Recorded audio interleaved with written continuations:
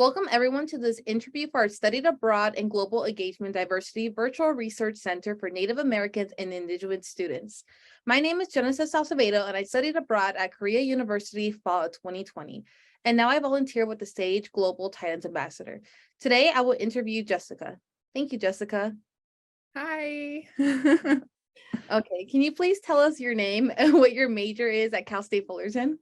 Yeah, of course. So my name is Jessica, as Genesis said. My major at Cal State Fullerton is anthropology with a minor in archaeology.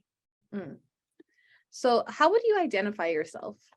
Yeah, my pronouns are she, her. Mm.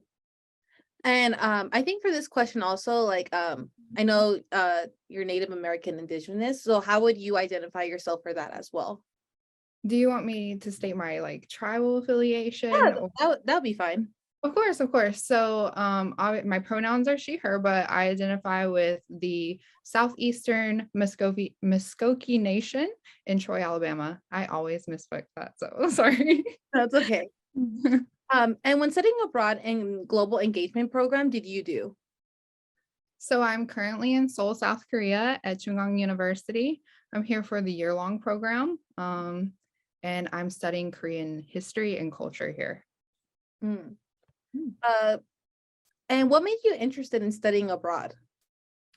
Yeah, I think it was a number of different things that made me interested. I knew from even before I started university, like, gosh, 5 years ago, I think now, that I always wanted to study abroad. But obviously, there were a few bumps in the road because of world things I think we're all familiar with that just kind of put a halt on the whole globalization and studying abroad in general. But I've always just had an interest in other cultures, and I grew up watching a lot of anime and just really loving Asian cultures specifically.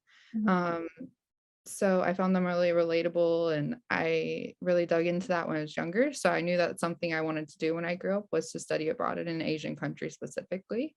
But studying abroad in general, I think is amazing, and everyone should try to do it if they can. Definitely. So what is one of your favorite memories from abroad so far? Oh gosh, that's so hard because there's so many. Okay, so I think the most spectacular one, right off the top of my head, I can think of is the second or third day after I landed in Korea. I really wanted to visit the palace in Seoul. And so I went to the palace, and it was so hectic because, it's your first few days in Korea and you're a little confused and whatever. And I remember just walking in front of the palace and being like, oh, that's why I'm here. Through all the chaos, through all the craziness that is moving to a new country with language barriers, and it's a little overwhelming at first, but I was like, oh man, this is why I'm here. This is so amazing. The culture and the history. It's really cool. No, definitely. So next question. As a Native American / Indigenous student, what was it like for you to go through the study abroad process of applying? And then the second part would be that then adjusting to life once abroad, once you got there. I see. For applying, I don't think it would be much different than any other student applying. Maybe I got to showcase with the study abroad office that I, personally am Native. So it's a big deal to me to share that culture with other people any chance I get to. But as for applying, it was really great to work with the study abroad office, and I made a lot of friends who helped me along the way. So that's been really great. As for adjusting to life in another country or studying abroad in general, I really do think it depends on which country you choose to study abroad with. Maybe a little less of a culture shock if there's no language barrier or versus a language barrier, or just the culture differences in general. But I think one of the biggest things for studying abroad is keeping an open mind, just day in and day out. You're going to experience a lot of things you're maybe uncomfortable with, but you just have to take a step back and know this is how it is, and this is an experience for me. Mm-hmm. And then as a Native American / Indigenous student sitting abroad, did you get a chance to actively share or talk about your culture with others abroad? Abroad. I have more recently. I think at first there wasn't a lot of opportunities just because, you know, specifically in South Korea, there's not a lot of like attention to Native people over here, especially Native Americans. But I have been meeting a lot of new friends and new people who are interested in that culture and the practices and traditions. So I have met a few people where we do some like culture exchange, like, oh, what are something that's like you do with your family? What are some practices or traditions that you practice for special holidays or just in general? And I'll tell them, oh, well, this is what I grew up doing with my tribe, and this is like our practices and our traditions. So I have been able to share that with some people, and it feels really great. They're really always really interested and want to know more. So that's really No, cool. that's really cool. Uh, so coming from a Native American slash Indigenous background, what unique strengths, experiences, or perspectives help you while studying abroad? Yeah, that's a great question. I think growing up in a tribal setting has definitely helped me expand my mind when I was a little bit younger. You know, I knew like I wasn't just part of a small community. From when I was young, I knew that I belonged to one specific tribe, but there was a larger, you know, indigenous community outside of that. So being like open-minded to those people and learning about how like even though the culture of my tribe is very specific, that there's a whole group, another group of people out there who have different practices and traditions. So I think that helped me be very open-minded to different cultures and different, things I'm maybe a little uncomfortable with since I was really young. So using that mindset when I came abroad has definitely benefited me, I think. So I think some Native Americans would definitely say that the same way. So yeah. Okay. And then how did your perception of yourself change as a result of studying abroad?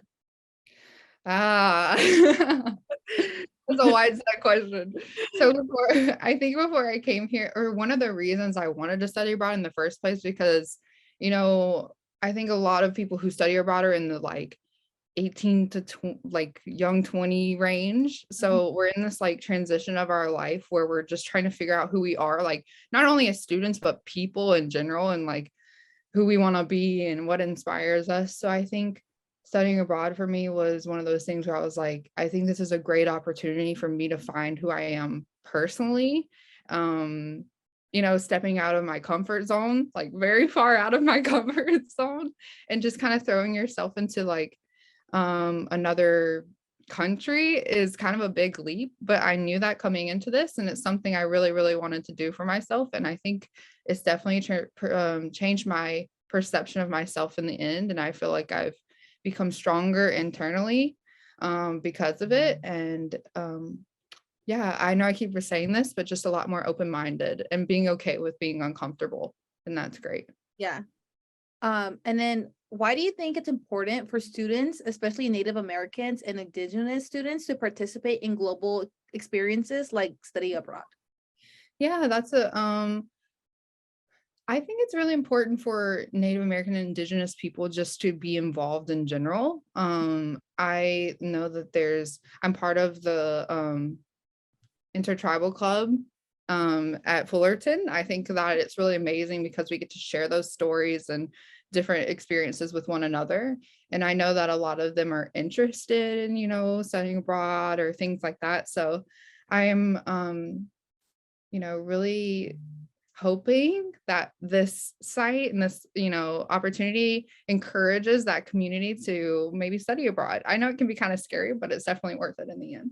No, definitely. Yeah. And the last question is, what advice would you give any student interested in studying abroad? Yeah, that's a great question. I wish after being here, I wish I would have sat down with myself and personally, I wish I would have studied the language more Yeah. before I came here. I know that's different for every country because some Mhm. countries might not have a language barrier. But some advice to be like, maybe just study the country you're moving to a little bit No, more. yeah, definitely. Yeah. But like I said before, just be very open-minded and be okay with being uncomfortable and really just like do it up. Live life to the fullest. Like I wake up every day, I'm like, you know what? I want to do something that might take me an hour by train, but it might be the one time in my life I get to see this thing. So I just get up and do it, and it's always worth it. So yeah, just go out and do things really. Mhm. Okay, well, thank you so much, Jessica, for your time. We greatly appreciate it, and I hope you have a good day. Yeah, thank you so much.